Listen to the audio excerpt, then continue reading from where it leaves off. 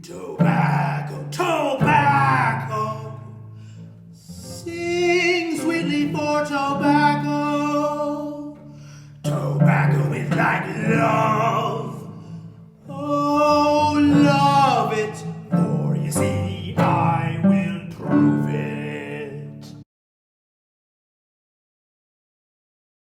Let's begin this session with a poem. Here's After Dinner by Lisa Pegram. What is said in conversation when all the women leave the room? Satin gloves slipped from fist, an uncut deck of cards. The men show their teeth, mark opinions like territory. Laugh upside down, wrinkles shape-shifting between stone, wood, and flesh. This cut and paste debate sits in the shade of cigar smoke. Sips dark liquors neat, no chaser. Spans home front and auction block. Laughter and shit talk roll like distant thunder, make bridges of fragments, end in guarded embraces as quick as they are firm.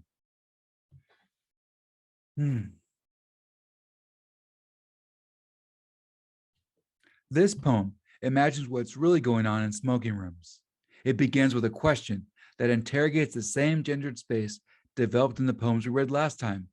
What is said in conversation when all the women leave the room? But instead of examining what is said, the poem opens up for us the reality that is not said, but suggested by the gesture of smoking. There's an undercurrent to this space of male friendship.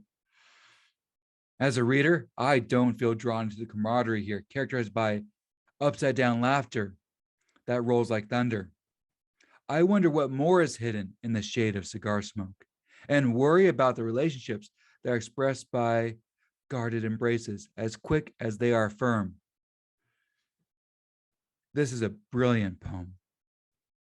I'm pairing this living poet with our Victorian and early modern readings this week because of how it gets at the question of how the figure of tobacco suggests or affects relationships. Last time, we considered how the lyrical smoker may present a pipe as a replacement for romantic relationships.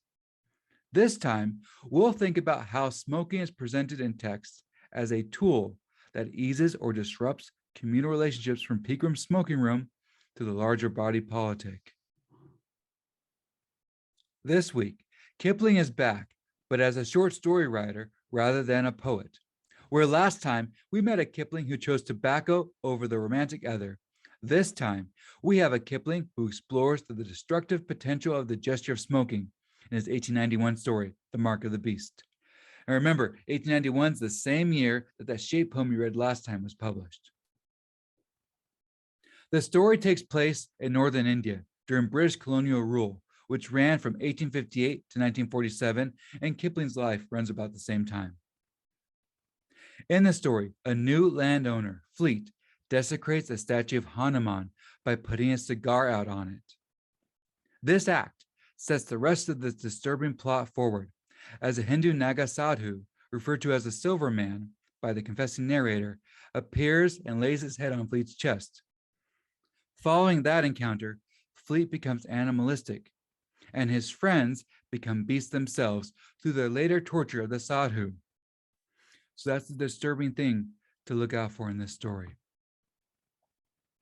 In defacing the statue to Hanuman with a cigar, Fleet opens the story with the same fractured community the narrator and his friend Strickland experience in the end. Now, putting out a cigar or tapping out a pipe is not a rare occurrence among smokers. Rather, it is a staining necessity assumed by the act of smoking. You will have to tap out your ash somewhere. You will have to leave a mark. Smoking always leaves some kind of temporal remnant. Fleet, however, decides to use that aspect of smoking to mistreat the colonial other. But the leaving of a mark on the other is embedded in the act of smoking. Along with Pegram's poem that we just read, Kipling's story examines tobacco as an unsettling tool for male friendship. Shortly after the scene where Fleet frightens the horses, his friends who are concerned about him take a contemplative moment while smoking. Here's how the narrator describes it. We walked about the garden smoking, but saying nothing, because we were friends, and talking spoils good tobacco till our pipes were out. Doesn't that just sound nice? It's like a commercial. Your friend just disrupted a sacred ritual, and now his bestial actions are manifesting physically. Why don't you take a break with a pipe? But this attempted moment at comfortable intimacy through the relief of shared tobacco is undercut by the growing separation between the two men and their friend, Fleet and the horses, and even Fleet and his own soul. To finally reach the moment when they saw the soul of Fleet coming back into the eyes, the narrator and Strickland separate themselves from the rest of their society and Fleet, who finds them to act mad like he once did, since they had fought for Fleet's soul with the Silver Man in that room and had disgraced themselves as Englishmen forever. I bet the author of your other reading wouldn't be surprised at all how much tobacco can be associated with immorality and fractured communities. The same King James, a King James Version Bible fame, wrote one of the earliest tracts against tobacco, a counterblast to tobacco. Notice that this was published in 1604, a year before Tobias Hume. In this piece, James argues that there cannot be a more base, yet hurtful corruption in a country than is the vile use, or rather abuse, of taking tobacco in this kingdom. Though his position is influenced by the theory of the four humors, the understanding of health and temperament through balancing bodily fluids, this anti-tobacco tract is an early example of an opposition to smoking based on public health concerns. Together, Kipling and James's writings on tobacco suggest a dark undercurrent. Each piece follows the logic of settler colonialism that devalues the dignity of human persons. Perhaps we are to be horrified by how the mark of the beast ends and condemn the narrator. But that horror seems to be located more in perceived loss of Englishness rather than the torture of another human person. Likewise, James describes the Native Americans whose culture has been appropriated in the use of tobacco as barbarous. Beneath the theological and medical arguments lurks a racist cultural argument. Keep this in mind when we read the writings of Nicholas Black Elk, the Lakota visionary and Catholic catechist in the icon behind me, who shares the origin story and rituals of the tradition of the sacred pipe. Now, I don't have an easy answer for any of this in a short lecture, or a lecture of any length.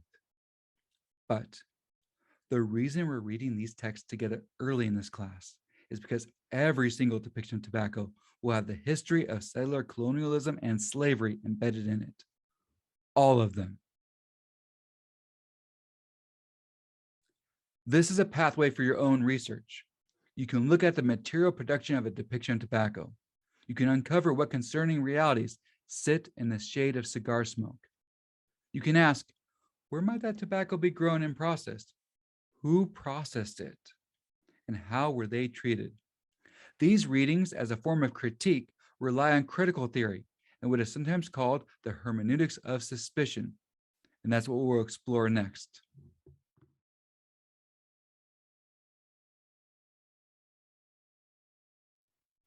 Last lecture, we asked why smoke and explored Willem Flusser's understanding of gestures as ways that we act out our being in the world. In this understanding, smoking is a ritualistic form of stylizing and discovering ourselves. The readings this week, however, suggest that smoking conceals something else that we, as the interpreters, uncover. In that case, we would ask, why smoke? And then wonder what the real answer is after the response. The method of reading between the lines and uncovering hidden layers of meaning in a text is variously called critique or the hermeneutics of suspicion. Frankly, quite often, this method is in the air we breathe, so it's kind of hard to look directly at.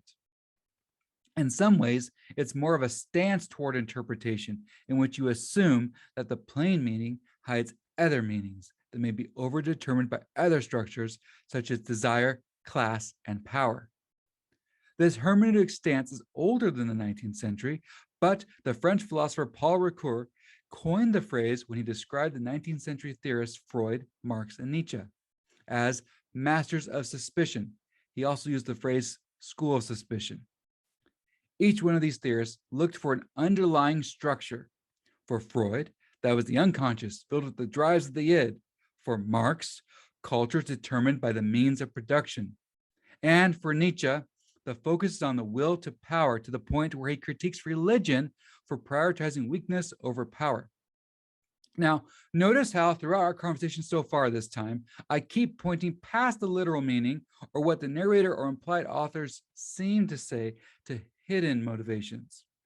Kipling's narrator tells us talking ruins good tobacco among friends, but that falls apart when considering that the nature of a confessional story is talking. King James argues against smoking from the perspectives of health and theology, but the logic of colonial power that relies on difference and dehumanization is also there. If you like taking texts apart and examining their inconsistencies to uncover hidden motives, then this is the hermeneutic for you. If you want to look for ways that class structures the figure of tobacco in a text, or how hidden gender norms are reinforced or disrupted by character smoking, then this is the hermeneutic for you. Finally, if you want to further explore how to read these texts with a post-colonial lens, that's also a way to enter into this tradition, since power is central to colonial discourse and structures. But for those of you who are thinking, hey, I just want to enjoy what I'm reading, or if you're wondering what to do to promote healing and change after dispelling illusions, then stay tuned for next time. We'll talk about reparative readings. Tobacco is like love. Oh, love it. For you see, I have